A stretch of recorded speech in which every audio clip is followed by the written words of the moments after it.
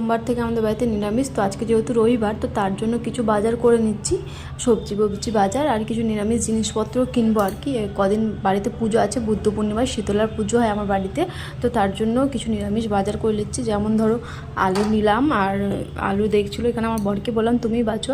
আর এখানে কাকিমাগুলো সব ভালো, হায়দ্রাবাদে মানে বাজারটা তোমাদেরকে আজ প্রথম শেয়ার করলাম।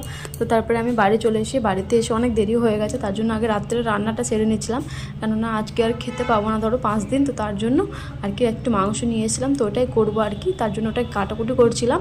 আর তো তারপরে এদিকে আমি চলে এসেছি তোমাদেরকে সবজিগুলো দেখাতে। এখানে দেখো পটল, মিষ্টি কুমড়ো, কেঁদুলি, বেগুন, আলু এগুলোই নিয়েছি, আর সাথে কিছু গোটা মশলা, ম্যাগি এগুলো, মানে চাল এগুলোই নিয়ে এসেছি। চাল একটু বাড়তে হয়েছিলো এর জন্য আর কি।